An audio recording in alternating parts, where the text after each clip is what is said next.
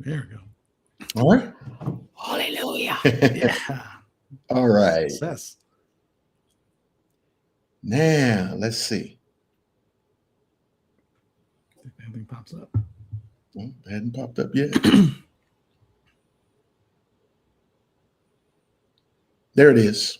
Are we here? Yes. Hallelujah. Hallelujah. Always stop and pray. There's a lesson right there. We got to pivot. Much in a hurry. You all see? You see us? We're so much Do in a you? hurry. Do you?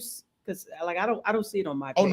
Oh no, I see it right now. So it's we are there. Yeah. Okay, I see it now. Okay. Okay. All right. Great. Now, Oh, there it is. now Robert and Kaylee, There you he can goes. do that, and you can invite. Yes. Hopefully you can. It gives you an opportunity to invite or share or tag people. Yes, it's actually letting you share and tag people. Thank you all for your patience. We had some technical difficulties and we had to do a little redirect and then stop and prayed. And here we are. Always stop and pray. We get so Yes. busy. This clearly is the Lord's work we're doing. And when it comes to strengthening marriage and family, I think that's Oh, Lord. absolutely the work of the Lord. Absolutely. And thank you all. Y'all are coming in and joining, and Thank you for we being patient with us. appreciate your patience. And as you come in, you know the routine. If you've been a part of live broadcast before, please like, share, and of course, invite. Tag someone, Tag couple, a friend. that Type their name in know the comment section. might need this conversation tonight. So we'll just jump right in. We're so glad, just so grateful to introduce to some of you who may not be familiar with Robert and Kaylee Fukui. Hmm. And Welcome, Robert and Kaylee. welcome. I want to say not just welcome to the broadcast, welcome to Charlotte, North Carolina. Yes. All Yeah, why aren't we doing this in studio in person? I mean, come on, this feels bad. I mean, we used to, up to 3 months ago, we were other side of across the country in Pasadena, so yeah, virtual. But now that we're down the street, we're almost neighbors. We should be having coffee. We just had y'all over to the house. our studio is coming. Yes. Yeah, Right. but You heard we got an invite to the house, honey. yeah. Awesome. Well, you can come to this house anytime. You are welcome anytime. Yeah. So Robert and Kaylee Fukui are marriage and business coaches. Yes. And they've recently relocated here to the Charlotte Metro, not Charlotte proper, but the Charlotte Metro. And we are so grateful that they are in proximity now, but we're also grateful that they are partnering with us in this year's Marriage Summit. Yes. Which is going to be September 11th and 12th here in the Queen City. And we'll talk a little bit more about the Marriage Summit later, but they're going to be talking at the Marriage Summit. They're one of our breakout session speakers, and they're going to be helping couples to really learn how to work together as a team. Mm-hmm. And they've written a book about it, which I'm going to let them tell you about. It's called Tandem. And it sounds so elementary, because you would think that when people get married, that they would like automatically know, right? Now you're coming together as one and you're on the same team. But it clearly is elementary as it sounds. It's not that easy to achieve. Not that easy, yeah. Because so many couples we find are sometimes competing against the other one, competing for resources, competing for this, that, or the other, or doing things to working against each other. And so it's not that easy to achieve. So that's what we're going to be talking tonight about, how to really come into the awareness that you're on the same team and get on the same page and start making some progress in your marriage. And so Robert and Kaylee, tell us a little bit about you all. That's what I was going to say. Yeah, tell us more that we need to know about. And how did you get into this whole coaching business, in coaching married couples who are working together, building something together? Well, I want to say Robert did not come with an owner's manual for me. Thank you very much. So, And there was a no money back guarantee for Kaylee. So we had to go with it. Yes, we understand. But, We yeah.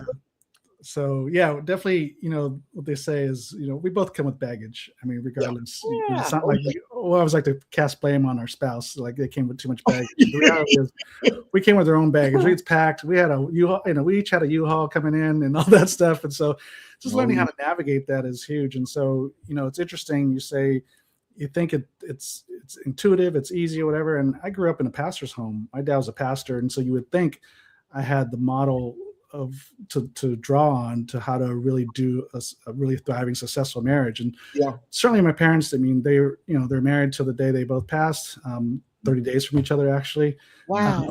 And so, they did a lot of things well, but they certainly did a lot of things not so well. And so, you get modeled how you do marriage by where you grow up. And so regardless of how well my parents did or Kaylee's parents did it, they did it differently.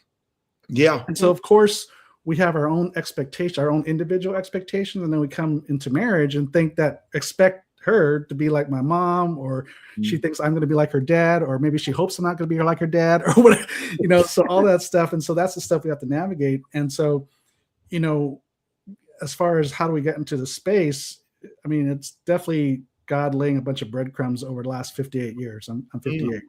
It wasn't like I graduated from college with a marketing degree and said, I'm going to coach married couples. that was the last thing on his mind. That's all I want. So I actually went the corporate route, was in marketing sales for 25 years in Fortune 500 companies. And then 10 years ago, left that to really do marketing consulting for small family business. Well, what happened was, as I got to know the business owners, they started talking about their personal life and how much the grind was affecting home. Yeah. And so one story after another was the same thing, different business, different people, but the story was the same.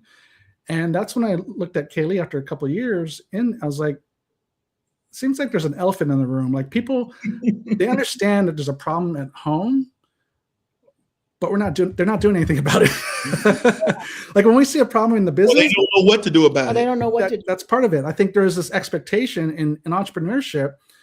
There's that expectation by all the gurus out there about hustle and grind, and you're going to have to sacrifice everything for success. Right? We've heard that. And so guess what? It's a self-fulfilling prophecy.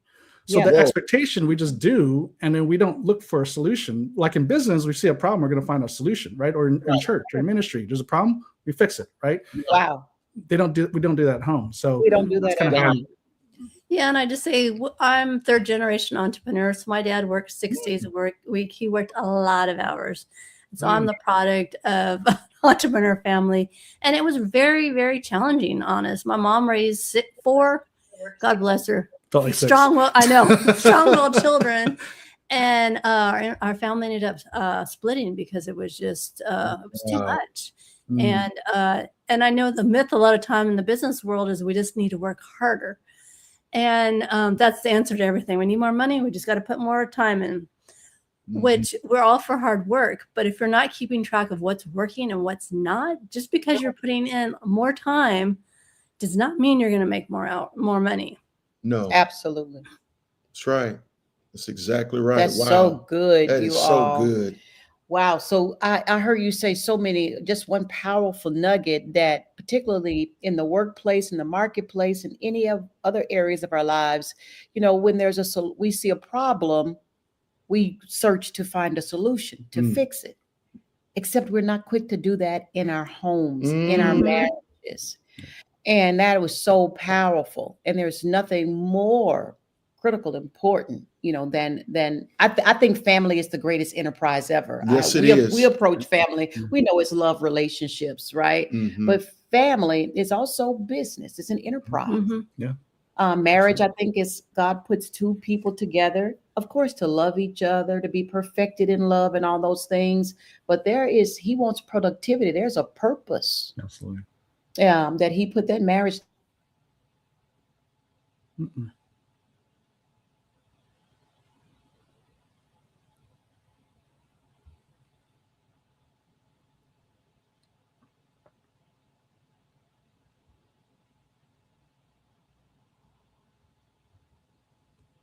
Yep. I think we lost the Howards. Hopefully they should be back up and running with us any minute now.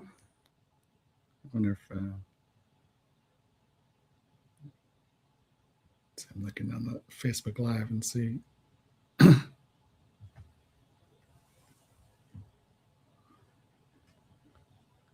Well, let's see. Should we? Oh, yeah, they froze up. Yeah, I think we should keep going, and then maybe they'll hop back on with us. Okay, well, I guess we're going to steer the ship. So, but I want to say to what Jeanette was saying earlier, it's like we invest so much in our careers, we invest in our businesses, we invest in our children, but how often do we really invest in our marriage? I think we just think marriage is going to be easy and things are just going to fall together, and it's not going to take a lot of work. Yeah. And so, it's interesting. Like I said, my dad's a pastor. And so you would think there would be some pearls of wisdom passed down about marriage. And, but they never really did that. And then also there was no kind of advice or encouragement to go seek help. Mm-hmm. And so I was never brought up to go to counsel, think that counseling was okay. It was almost like counseling was admitting weakness. And so that was never on my mind. So interesting, God's got other plans and he's definitely got a sense of humor. So when Kaylee and I met, not married, but when we met, 4 dates in, she's like, you should go to counseling.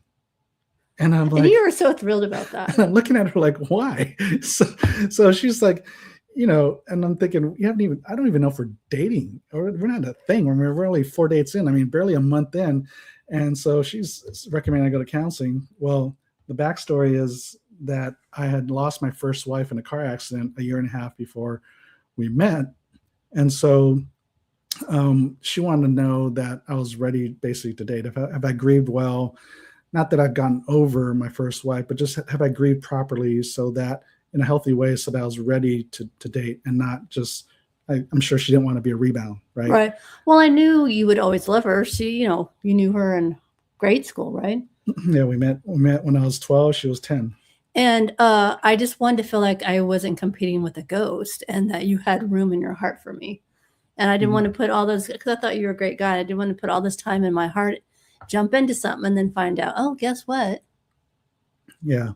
So agreed. And so basically from then on, so after the first couple sessions, I would get up because I would always schedule it at the end of the afternoon, at the end of the day. And that way I can pick Kaylee up for dinner. So she inevitably would want to know what happened. And so she would ask me, so how'd it go? And I said, good. Like all guys would answer, good. And so, but she wanted to know details. Inquiring mind, you guys, And I'm thinking, I just got through an hour of counseling. One, I didn't want to go, but after an hour of counseling, I certainly didn't want to relive the whole thing. So I just said, it was good. How was your day? Fine. Okay. So then I just said, hey, why don't you just come with me? That way you can get all your answers, answered up front. And I don't have to be like the telephone operator, trying to navigate the questions and answers. So anyways, she reluctantly did. And then basically from then on, it became relationship counseling all the way till we got married 2 years later. And in hindsight, looking back, definitely was the best thing we could have done for our marriage, because we would have definitely had a hard time in the first, at least in the very beginning, because we're two different people. Like I'm sure most marriages are, right? Well, I just want to be honest. We love our parents and they did the best they could, but I know I didn't want a marriage like my parents. And you know what? We do what that we know. And if you don't know any different, that there's other options and there's other ways to resolve conflict. We did not resolve conflict in my family.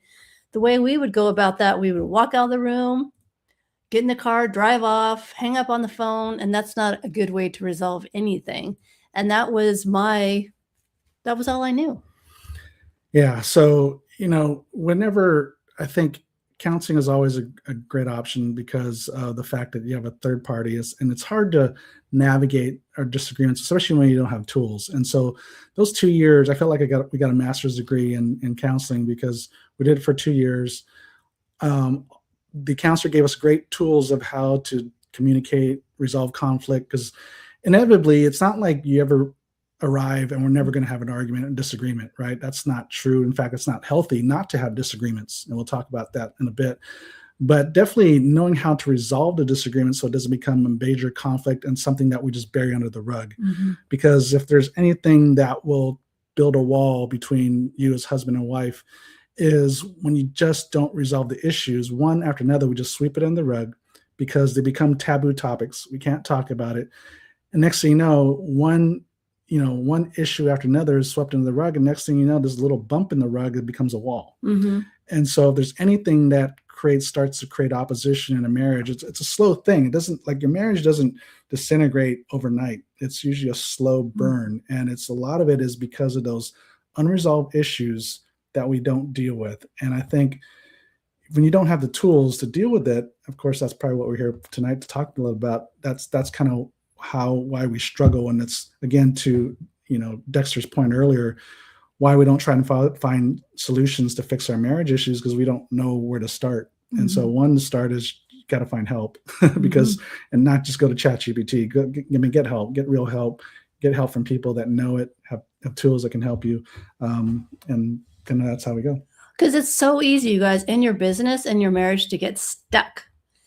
And we find that the businesses and the marriages that are resilient and easy to keep going, well, I shouldn't say easy, but they're able to move forward and make decisions, those are the ones that are really thriving. Because otherwise we got mountains over here, and we just don't talk about any of this stuff. And it feels so heavy and weighty with all those unresolved things. And it takes away from your connection. You don't have that deep intimacy with each other because, I'm still mad at you from 5 years ago because you didn't, I don't know, put the toilet seat down or something. You know what I mean? Yeah.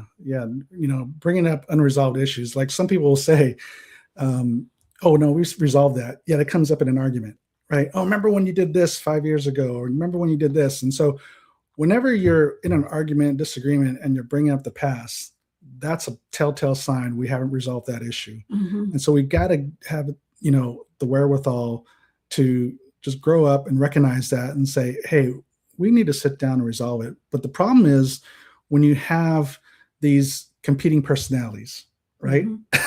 Because Kaylee and I are very different, much like most couples. We're opposites attract, and they attract for a reason, because they're actually, one is our differences are really just different strengths that we bring in. And so we're not all great at everything. And so God knows by design, he has to put two incomplete people together to make a great team, right? I don't care, whether it's basketball, football, you name a team sport, no one person makes the team. We have to have complementary gifts and skills in there. And so our spouse, my wife, is that complementary skill that can make us a great team. But when we don't know how to deal with the strengths and how we see things differently, then it becomes opposition.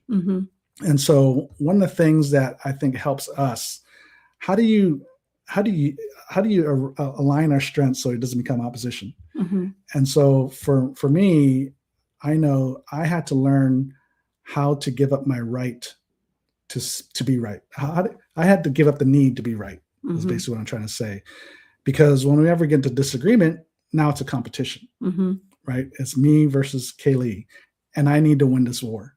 I need to win this battle. I need to win this argument. And if you do believe two becomes one, then you can't win. If I'm winning and Kaylee's losing an argument, that means we both lose. Because if two becomes one, if one's hurting, we both hurt, right? We can't. If the arm hurts, the rest of the body hurts, right? We recognize that it hurts. And so really competing against each other is absolutely the wrong way to go. And that's obviously, I'm sure it doesn't work. And so I had to learn to give up my need to be right and to think about us, not about my needs or my opinion, but to look at what is the best decision for us. And that's where several years ago, Kaylee, I handed to her, this was strength in action, y'all. Kaylee just knew how to build up her man, because I was weak. I wouldn't let you let on to that, but I was very insecure. But one time we were in a disagreement about some financial decision we had to make, and we're digging our heels. We're both digging our heels in. I'm right, she's right, whatever. It's right. We're digging our heels in. And Kaylee said her piece. She gave her opinion. And at the end, she said, I know you're going to make the best decision for us. And she left it at that. And let me tell you guys that one statement really hit me hard. And I realized at that point that this decision wasn't about if I'm right or she's right. It was really about what's the best decision for us. And so the weight of that decision became heavier because now I understood it wasn't about me. And then I had to really kind of process that decision and look at it from her angle, my angle, even a third angle, and came back to you about a week later and said, hey, honey, I think you're right. And I said, about what? Because I totally forgot. Guys, so much time had passed. And there you are. they're back. Yeah. What? You guys been here the whole time? Yeah, we've been doing we're carrying the show. We're going. we're waiting for you guys. But I want to wrap up this last thought here. I want to. Can I wrap that up? Yeah, so the Lord told me when we first got married, because I said, Lord, I want my husband to be the leader. And I hear a lot of women say this. So ladies out there, I've been single for quite a while. I got married. And I thought, oh, I'm just so used to being the leader and doing my own thing. And the Lord told me, oh, honey, you said you wanted a leader. I said, yes, you got the leader. So the Lord said to me, so you need to relinquish that right to run all over your husband, which I could, and give him that role. And I'm like, oh, Lord, you're going to have to help me. And so, because he's like, it's not all about you. You're married now. And you guys are together. So you don't need to be running all over your husband and making him look weak or feel bad or like he's inadequate. You need to give up those reins, because if you don't give up those reins, he's not going to step into that position. Absolutely. Wow. And because you guys didn't hear this part, but right before you came on, I was talking about how to align your strengths. So it doesn't become, how to make sure your strengths don't become competition. And I said, I had to give up my need to be right in an argument, disagree. And I had to think about making decisions for us. Whoa. And so the first time that really hit me hard, because I think we know that, but when it hit me hard was when we had a disagreement on a financial decision. I think it was a real estate decision. And I was, I had all the facts and figures and I knew what was right. And then so did she. So we were both basically arguing about this issue. And Kaylee said her piece. And then at the end, she said, I know you'll make the best decision for us. Wow. And when she said that, Dexter, man, it was gonging in my head. I mean, it landed loud. Because when she said that, because she wasn't like that submissive, passive. She was that, here's my thoughts, but ultimately it's your decision. As she's saying, she need to let me lead. But she said, I know you'll make the best decision. That trust that I would make the best decision that would impact all of us. All of a sudden, I looked at this argument as it's not a me versus her anymore. I'm like, oh, this is the weight of that decision got really heavy. Because so I spent a week. You're going to make the best decision, not for us. You, but for us. Yeah. With my, not just your well-being in mind, my well-being, what I need, what I desire, what I think in mind as well. Whoa. So I noodled that for a week, that decision for a week. I looked at my angle, her angle, a third angle, maybe a fourth angle. And then I came back to her at the end of the week and I said, I think you're right. And I said, about what? I totally forgot. I moved on. There you go. Yeah. Wow. Awesome. That's awesome. Sounds like you guys have talked about some really powerful things since we've been gone.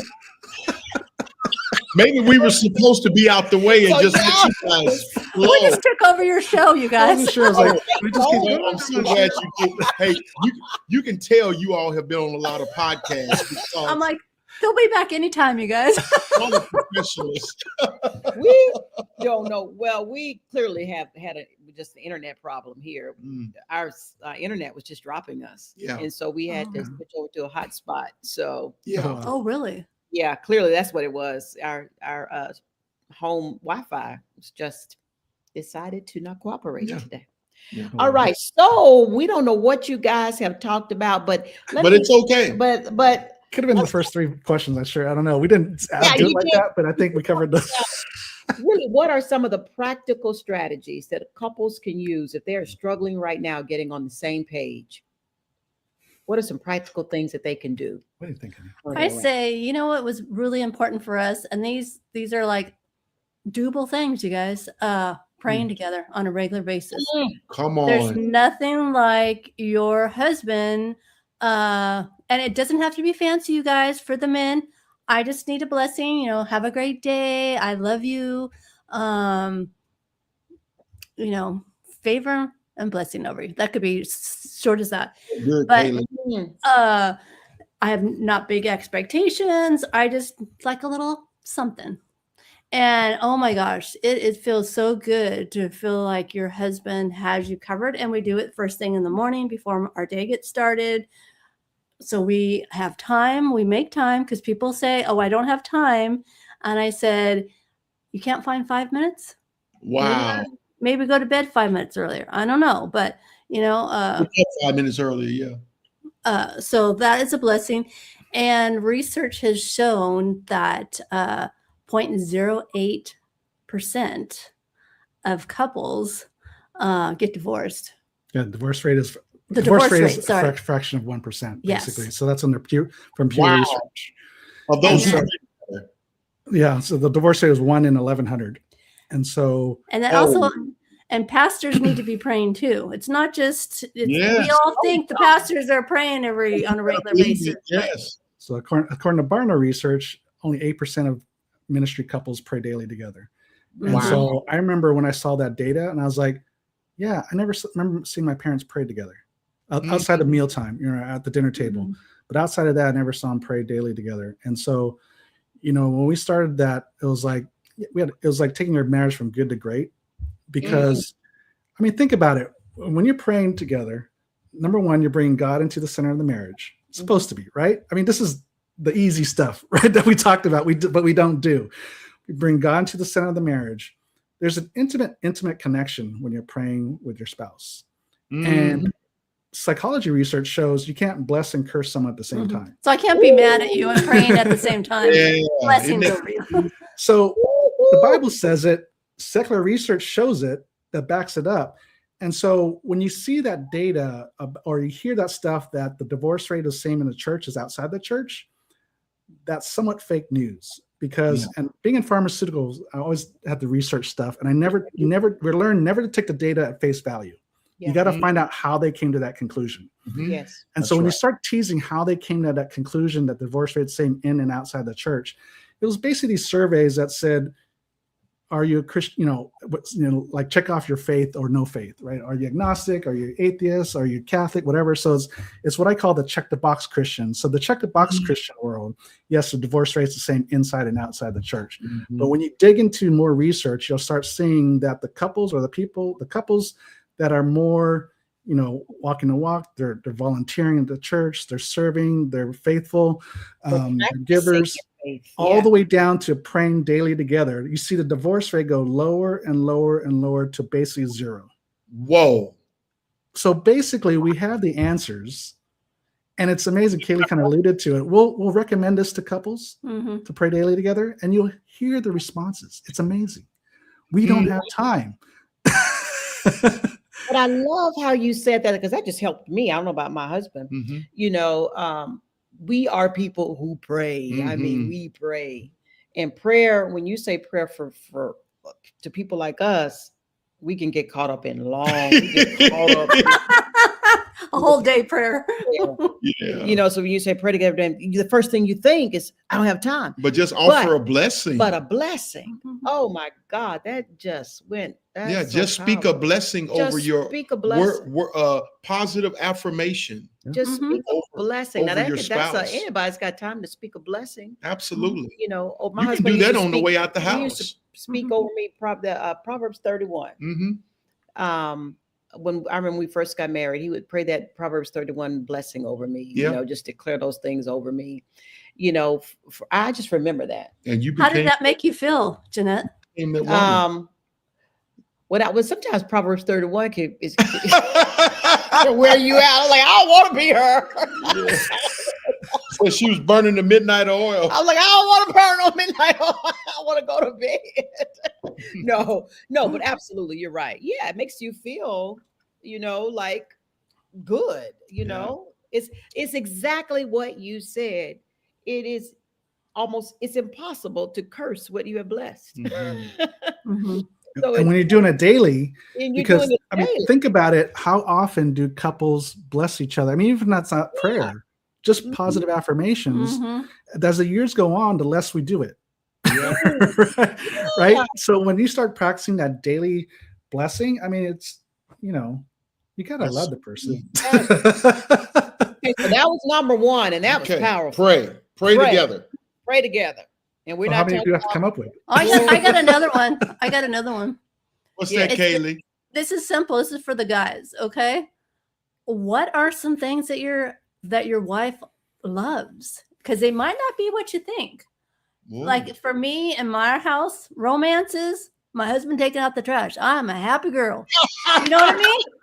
And guys are going to be like, what? She wanted what? That's her. Seriously? And I'm like, oh yeah, I am so happy and I'm so thankful, grateful. And it's like, I'm over the top. You used to say it was sexy. Yeah, it's very sexy. no, that. Well, I guess maybe services. I'll tell people, all the love languages are my love language. I love all of them. I love all of them. Yeah, I do too. Yeah, like truth be told, I would like all of them. But that's something about that service one. Serving. It does something, particularly I think for women, because we're such nurturers, we're such need meters, homemakers and all that kind of stuff. Sometimes it can be exhausting. And so to see your husband step in now and take up some of that space, like when I come in, my husband's washing dishes. I mean, that's like an aphrodisiac. Like, look at him washing dishes. Does he wear a little made up? Wash them. It sounds simple, but it is simple, but it's powerful. Those are powerful inputs into the marriage. It really deposits. Yeah. Excellent. All right. So, one of the things that I think it's a simple thing that couples can do together every day, and it really start creating a teamwork dynamic is make the bed together in the morning. Yeah. What if you just in the morning when you get up, make the bed together? And what if you prayed while you did it? And then bless each other. Jeanette, and then unmake it. But we do that sometimes. Yeah. Yeah. We make the bed together. Yeah. Right. And we get out of the bed and we turn around and we just make it together real quick. But it gets you into a groove for that particular day. Because my husband, you have to make the bed every day. He cannot, the bed must be made every day kind of human being. He doesn't know it, but when he leaves town, sometimes I don't make the bed just to resist it. Oh, I think he knows it. No, he doesn't. Secret, I don't turn down his side of the bed when he's gone. I only turn down my side of the bed. And so anyway, it's a whole thing. How to sleep, right? Resisting. I'd be sleeping on Jeanette. When he's gone, I'd be sprawled out, sleeping on the whole bed. all across. I just turn down my side, so when I get up, it's easier to spread it together. But anyway, when we make the bed together in the mornings, it's almost like it works in the brain. Yeah. That this is a day we're going to be working together. Well, I like it's a partnership. So just what if you got up and just made the bed together? You both slept in it. So both of you make it. And maybe that'll get you in the a greater mindset of we're on the same team. And I'm going to say something at the risk of being misunderstood. Not that women are the only ones in the relationship who can do this, but this is just me and my wife. It's not every morning, but from time to time, especially on our Mondays, which is our off day of sorts from church business, that is. Yeah. She'll be in the kitchen. I'll be drinking a cup of coffee and she'll say, hey, you want some eggs?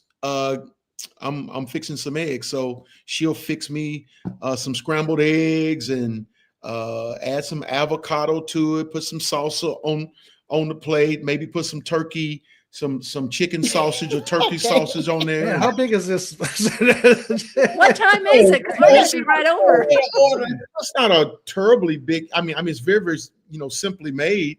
But I'm just saying, the husband could do that for the wife, or the wife can do that for the husband. It's just as simple as, hey, y'all sit down and y'all eat together, even if it's nothing but for 5 minutes. Right. Yeah. And some of these things, it may start out, everything starts out intentional, Mm-hmm. but after a while, they literally can begin to create a culture in the relationship. Absolutely. And if you keep practicing it'll create a culture, Mm-hmm. and a powerful culture of really learning that you're on the same team, you're working together. We are not competitors. We are not competing with each other. We're on the same team. Mm-hmm. And so those are just some, I think we've given some really powerful, practical things. I know I money back guarantee. If you just practice these little 3 things right here Mm-hmm. that we talked about, pray together. That means just, if nothing else, speak a blessing over each other every day, and then grow from there. What if you got up and you made the bed together every day? Something practical like just that. Practical things. You're creating a breakfast or a meal for doing something for yourself. Have dinner together. You know how I feel about Turn the around table. and ask the other person, would you like something? Can I make you something? Mm-hmm. It's the one another culture. It's where I wish, I think it's one of the most powerful rules, if you will, principles in the kingdom of God that makes the kingdom of God the kingdom of God. It is the one another culture. In that we are, especially in marriage, we are joint heirs. We are equals. Yeah. And so we practice the one another. It's love one another. It's serve one another. It's honor one another. It's prefer one another. And we practice submit to one another. Yeah. Is what we practice in our home. My husband, he is the male. My husband, he's not just a male, he's an alpha male. Only role he really is going to take is the lead role. However, he is smart enough and intelligent enough to understand and respect and honor my gifts, my talents, my abilities. You better believe my it. skill set, what Absolutely. I bring to the table, my assets.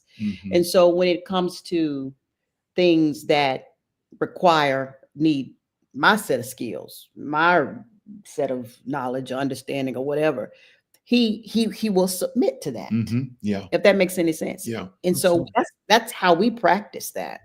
I'm very respectful. I'm very aware of his particular assets that he brings into our partnership, and he is aware of mine. And so we submit to one another in those areas. And that's how we win. She's just a brilliant woman. Over 32 years, she's learned how to make me think I'm in control. No. Well, you know how our pastor says, I may be the head, but she's the neck. So, I teach that. Right. I teach influence. You've got to know that's your job. The feminine spirit is an influential spirit, period. So when you know that, you learn how to use it. You learn the power of that influence and use it. I do want to add one thing. Yeah, please do. I didn't realize how important this was, simple and important this was, until last year after our trip to Italy. People were commenting. Anyways, people were commenting because they'll follow us, and we were very, very intentional about having fun and getting out there. And couples were coming, whether it's on social media or even at our church or whatever, people were saying things to the fact that we don't have fun, or one couple said we don't know how to have fun. Whoa. And I was like, and I've realized, I was like, yeah, we don't have fun. Like, as the years go on in marriage, I think our fun meter goes lower and lower and lower because we get busier and busier and busier doing everything else. Our calendar gets full of things that aren't life-giving. Or more and more stress. And all that comes into it. And so we started doing these fun date night events, back in Pasadena before we left. Once a month, we'd orchestrate these fun nights for married business owners. And then they're just coming out of the woodwork, and they're just like, oh, this is great. Oh, we need to do this more often. And so we don't have as much fun anymore. So we got to bring the fun back into our marriage. This doesn't seem like it's a partnership thing, but it is, because when you're stressing all the time, you get stressed with each other. You take it on each other, right? And so lightening the mood, having fun, enjoying life together, because life is hard enough. We don't need to make it harder by not being intentional about going out and have some fun. And it doesn't have to be anything elaborate or anything, right? It could just be going for coffee, or our pastor would say sometimes Costco was date night, Costco hot dogs and pizza date night. I mean, it's really just about getting out and being together. Right? Having fun, connecting, because when you're dating, that's all you did was have fun. You're going out all the time. And then we get married, and then it's like, oh, we don't have time for that anymore. and then they say too that laughter keeps you connected. That's as a right. couple. You know what I mean? It Right, keeps you bonded. You know, my wife and I, we have probably worn this story out, but we love telling it because it has made a difference in our marriage. Were in Charleston celebrating our anniversary or something. Charleston's, by the way, Robert Cayley, if y'all haven't been yet, is one of our favorite cities. Yeah. You need to go. Yeah. But we were at this restaurant, Magnolia's, and there was a very handsome couple sitting next to us. Older couple, looked like they were about in their 70s, maybe 70s, but they were sharp and young looking. They had leather jackets on. Yeah. I mean, you could tell they were older. They were hip. They were gray haired, but beautiful gray hair, but they were just fresh. They were enjoying each other, laughing and talking. And so you asked them, I believe, about their longevity. I think you did. You asked the gentleman. Yeah. We struck up because they were sitting very close to us. And in fact, they were very aware of us. We were very aware of them as a couple. And so we struck up a conversation, and you said, what is the secret? What's the secret to your longevity? And I think you even said your freshness. Yeah. Yeah. How do you stay fresh like that? Y'all stay fresh like that? It's called a shower, Dexter. They were clean, man. I mean, you could just tell. And it was authentic. They were genuinely enjoying each other's company. And then you could tell they were married. Yeah. And so he said, oh, Dexter, because I remember he called you by your name, because we had learned each other's names. Yeah, we were talking for a moment. He said, oh, Dexter, he said, if I would say anything, it was always keep on your calendar, and I can hardly wait. And we have practiced that ever since. Practiced it. When I tell you, ever since, we keep on our calendar. We always have an I can hardly wait. That we can hardly wait to do together, experience together. We got an I can hardly wait coming up in September, right after the marriage summit. We're going to St. Martin Island. And so, isn't it Jeanette's birthday or something? Yeah. It's her birthday every other month. Right after the marriage summit. We're on a plane. We're going to. But here's what we did. Like our last, I can hardly. So don't linger at the marriage summit at 4 o'clock. We're out the door. You can stay, but we're going. At 7 a.m. We're out. Yeah. That was Africa when we went to Zambia. Okay, so this year, these were all of our I can hardly waits that were on our. I mean, they're scheduled, and we do it intentionally now. Intentionally. You have to. And so sometimes we'll finish one and put the next one on the calendar. It's really because it works, because our life is extreme demands. I mean, it's almost illegal sometimes because we're the parents of 6. We take care of his mother. We've got a church. We've got a business. The demands are off the charts. And so what helps us get through the demands is we know we've got a moment on the calendar. Usually just me and him. Just us. We can hardly wait to go. Yeah. So June was Aruba. It was we can hardly wait. And then next was we were going to experience London, South Africa, and Lusaka, Zambia. Even though Lusaka was work beyond work, it was work. But London, but it was amazing. But London and South Africa, we put fun on the beginning of it, right? That was just fun. Yeah. And then next it's my birthday trip. On my birthday trip, we'll be talking about what's our next thing. What's our next one? Yeah. Right. Yeah. Yeah. When I tell you, couples listening to me, that works. When I tell you that works, It works. It gets us through some stress. You may not be able to go to St. Martin or Aruba, but you can go uptown. Maybe I Can Hardly Wait is to go to a concert locally here. Some great movie that's out. Yeah. That y'all want to see together. But there's all kinds of free stuff too out there if you don't have a lot of money. In the park, Charlotte has plenty of music in the park. We love events. We like hiking and waterfalls and stuff. Yeah. So, I love all things nature. Take me to anything nature, and I'm in my element. Go to Asheville and just walk around. Go to Asheville. Yeah. I mean, something on your calendar. Write me, tell me how it changed. Robert and Kaylee and Dexter and Jeanette are scheduling dinner together on Lake Norman. It's gonna be out to the lake. It's gonna be I Can Hardly Wait. This is I gotta tell you, man, this is our happy place. Like, you know the story, living on Lake Norman. It's like, hey, even if we're just renting for a year at first while we find a house, we're gonna be on the lake, because we do want to have a house on the lake. But I said, even if we're renting, we're on the lake. So we got, I'm telling you, you guys should come out for coffee, morning coffee with the lake, the sunrise. We need to do it. There's something about that. It might be too calm though. It's very peaceful. Just so like, that's my peace. It's never too. It's not too slow for you. No, but I know you guys like steak, so it's gonna have to be dinner. So Robert's gonna have to grill us up some of his famous. Now he's got you cooking. We were going to go to Jeanette's, and you see how Dexter changed that. We'll bring the meat, but Robert's got to grill it up. Yeah, I don't have a grill. We don't have a grill. I hate to tell you. Got a cast iron. There you go. Cast iron works. It's even better than the cast iron. Absolutely. Yeah. Well, our conference, and we'll end with this. Yes. Our conference is coming up, of course. Summit. Our marriage summit is coming up September the 11th and 12th.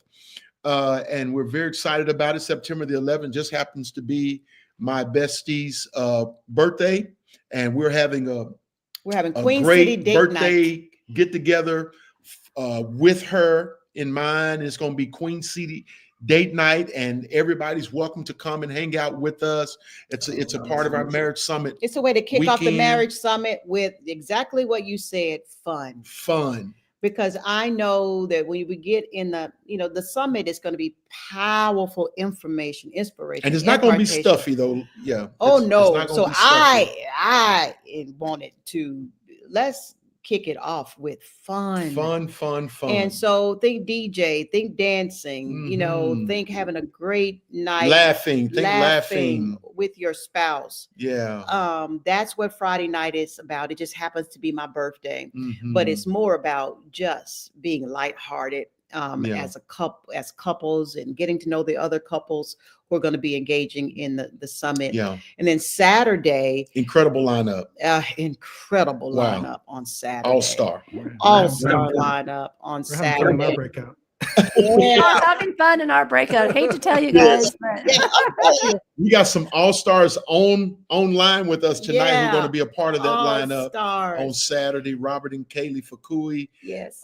They coach and counsel couples literally all over the world now. And they wrote a amazing book called Tandem. Our theme for the weekend is covenant. It's called Covenant Blueprint. Covenant Blueprint. Mm-hmm. Robert and Kaylee, talk about the power of working in tandem, because working in tandem is covenant. It is a part of our covenant that we share together as man and wife, as husband and wife. Talk about the power of working in tandem together. Just give them a little a tease of what they're going to get on that Saturday. Yeah, well, the theme, Tandem, our book, Tandem, The Married Entrepreneur's Guide for Greater Work-Life Balance. I mean, it's really how to work well inside and outside of business. A lot of our clients are husband-wife teams. And I say, if you can work together, you can do anything. When you learn how to work well together, and business, working together in business really amplifies or magnifies whatever's going on in your relationship, good or bad. And so that's why a lot of couples shy away from working together, because they think it's going to be bad for their marriage, just like I did when she first asked if she could help me in the consulting business. And I go, this isn't a good idea. It's just like, I go, we got a good thing going. Let's not mess it up. But what we've realized, or I had to realize, is like, as long as we know how to resolve issues and keep moving forward, then we can do anything together. And when you're able to team up, and again, we talked about when we started this conversation, was we're different. Our differences are different strengths, and they're complementary. So good. Yeah. But a lot of times we get our strengths becomes conflict because we don't know how to deal with it. Yeah. And so once you get the tools and know how to deal and really work with these other strengths, then I mean, as a couple, you can do anything together, whether you work in business or in ministry, or even if you're working separate, have different jobs. But when you just know how to do life together and do it well, there's nothing you can't accomplish. And we always tell our clients, right or wrong, whether you make a right decision or a bad decision in the long run, it doesn't really matter as long as you're in it together. If you made the decision together, then you're going to come out okay in the end, as opposed to, well, I didn't want to do this and I told you that and you wanted to do this. See, I told you, you know what I mean? So as long as you're on the same page, That's right. That's all that matters. And you can just keep on going, and you just, okay, what do we need to do to refocus here? Do we need to pivot? And then you just keep going, as opposed to getting stuck. And, you know, you've seen people, they're upset with their spouse for 20, 30 years about, I don't know, didn't put the toilet seat down or whatever it was. And I'm like, oh my gosh, you guys, you know, like, we're still talking about this. It's That's like, so good. it's like, can't we find something good in each other? It's like, let's find the good qualities and talk about them and give our spouse the benefit of the doubt, you guys. Right. I love it. And I love it. We know you guys came from a broken background. We came from a totally broken background. Yeah. We know you can't convince me of anything else that you can learn. You can, if you are willing to learn and grow together and gain the skills, you can not just stay together, you can thrive together. Yeah. All of this stuff we're talking about, they are learnable skills. This is a skill set. This is a knowledge set and a skill set. That's right. As long as you're willing to learn and grow. Now, it takes two. Both parties have to be willing. That's right. You know, not just one. Now, that's both parties need to have to be willing. Absolutely. You know, but when you've got that in the mix, there's nothing you can't overcome in progress you can't make. We've seen it. Yeah. We've seen it. That's why we do what we do and teach the things that we teach, and, you know, make the investment to create these kind of environments like what's coming up, Marriage Summit, and other things that we offer, because we know that with the right set of knowledge and tools and skills and community, because I think community is very important. Yeah. That you are part of, that you have access, exposure to marriages that are really doing well. You know, it's hard. I think, seen. I was going to say too, and that you're also creating a safe space. Absolutely. Yes. And that's very important, around safe people, and where you can be vulnerable and you have someone to share and pray with you, and that understands you, and you're around other people. You're not the only one. It's very easy to get on this island thinking, oh my gosh, it's just me. And then when you get there, you're like, oh my gosh, this summer, you're like, you have that thing too, and you. You're like, yeah. You always say what you're experiencing may be uncomfortable, but it is not uncommon. It's not uncommon. It is is usually as common as sliced bread. That's right. It just, you know, because you're in isolation, you know, you just think this is just only you and your husband are having this problem. I have this, whatever. It's most of the time it's as common as ABCs. Yeah. You know, there are some outliers, but most things that couples are, you know, tough spots are extremely common. Yeah. But we have an amazing weekend coming up. We hope you all will take an opportunity to invest in yourselves, invest in the success of your marriage. It's going to be an incredible room. We are curating a room that is going to equip you and tool you with a blueprint. You're going to leave with an actionable blueprint and plan. To help you to achieve success together. Go to whatever your next level is, because everybody's got a next level. We've got a next level. You know, everybody's got a next level. Right. And whatever your next level looks like, I'm so confident that you're going to leave with an actionable plan that if you do the work, and sometimes it's just a mindset shift. Mhm. Yeah. You can get to whatever your next level is and keep growing from there. And we want to be your community. Yeah, let us be your This community. won't be our only thing, but we're going to form actually a community. Yes. After this. So. Right. So you'll get roped into a community of Mhm. people who are here to help you win. And I believe, are we still giving away a free hotel room? A free Woo! That's for people who registered as of. Okay, so the deadline is passed already. Gotcha. But hey, we haven't pulled the name yet. So if you register, I'll go ahead and say it. If you want to register tonight, go ahead, marriagesummit.us. But you got to register tonight. Yeah, we got to receive our team will meet tomorrow, and we'll determine who wins tonight's hotel. August 24th. Yeah, basically. So go ahead tonight, right? And get your registration in, and you may win a free night's hotel at our host hotel, which is very nice hotel, the Renaissance in South Park. Yeah, Renaissance South Park. That's where we'll be having the retreat, the summit on Saturday. That's our host location, and all this information is on the landing page, marriagesummit.us. It's on the screen here too. Yep, it's all there, and you can click that registration button, and you'll be in. Yeah. All right. You all, thank you so much for joining us tonight, and Robert and Kaylee, thank you for being patient. For being pros. Pros. Thank you for being pros and carrying our podcast tonight. Oh, yeah, our pleasure. Yes, it was fun. Yeah, it was fun. And we look forward to meeting all you guys at the summit. Yeah, exactly. Yes, it's going to be awesome. All right, you all have a wonderful evening. All right, blessings to everybody. Bye-bye.